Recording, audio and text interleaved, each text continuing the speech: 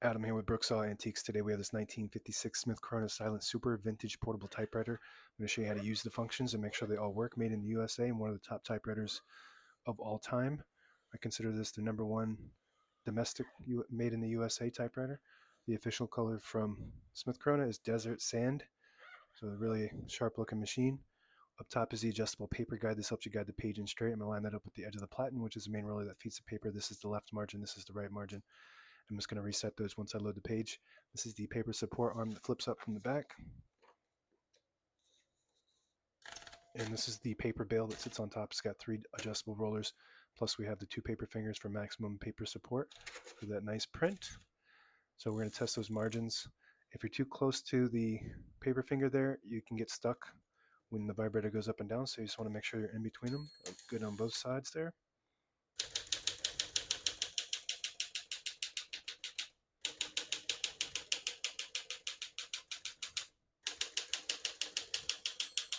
Once you hear the bell, you're near the end of the margin. Hit the line space, get you back to the beginning. It skips 1, 2, or 3. Right now we have it on single, but if you want double, just flip that switch back to the 2. It skips 2. One more, it skips 3. We're going to keep that on single for now and finish typing.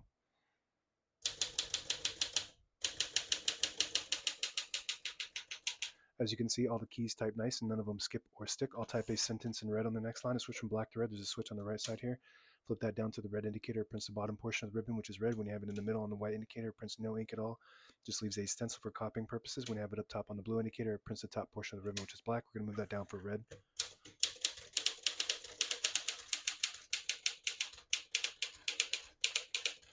Just absolutely beautiful, flawless, really nice condition machine. And the print looks perfect. Pica typeface, prints 10 characters per inch. Really good quality print. The only thing that's separating this machine from being from nice to excellent condition, it's got a little bit of like a stain on both sides here just from touching it. This is where you typically would touch your typewriter when you're moving it around, so that just kind of stained it out. But other than that, it's in really, really nice condition. To pull the page out easy, there's a switch on the right side. Flip that towards you, unlocks the rollers underneath the platen, allowing you to pull the page out easier, load thicker paper like carbon copy or cardstock. Also allows you to straighten the page if you load it crooked. Make sure you flip that back before you load the next page or else it won't load correctly. Going to flip this down for now and put the color back on black. Shift on each side is shift lock on the left to clear that. Just hit the shift button again, backspace on the left side. Very good. Super smooth. Everything's super smooth about this. And the difference between the silent and the silent super is the tab set and clear are on the keyboard here. In the silent, there are manual tab sets that you actually have to take out manually behind the carriage there.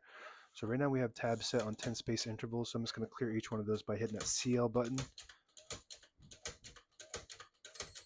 Very good. So now we shouldn't have any tabs, but I always like to set one somewhere in the middle so that way when you hit the tab button, it doesn't go slamming all the way to the end, causing wear and tear on your typewriter by hitting that set button.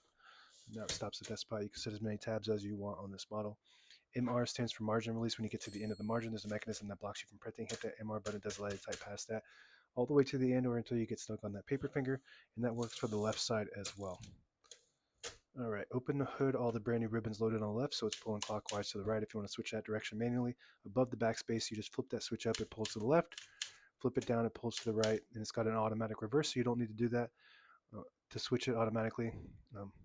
It will pull on this with the eyelet at the end of the ribbon, which is the little metal piece, and swap the direction automatically indefinitely until the ribbon goes dry.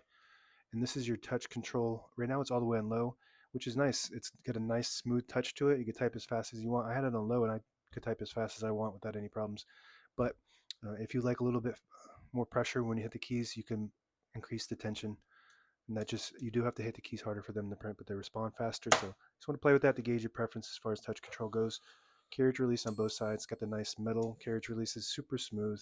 Really love this machine. It's really nice condition. And this in the front is the carriage lock. It will release the carriage and lock it in the middle, so when you have it in the case and doesn't bang around, causing any kind of damage to your escapement. To unlock it, just move the carriage to the right. Carriage release on the left, very smooth. And this little lever here, if you pull it out, it disables the spacing so you can get to an exact spot on the page. You push it in, you get the clicks. Each one of those clicks is one space. Same concept with this lever on the inside here. Flip that down, disables the spacing, flip it up, you get the clicks. It does have a page gauge on the inside. There's numbers here. On the left is in red is warning you when you get close to the bottom of the end of the page, but you do have to load it right there below the 11. There's a red notch And as you're feeding it through, it'll start to warn you when you're getting close to the bottom of the page. And that's it. Now available on eBay or Etsy or my new website, brooksawantiques.com.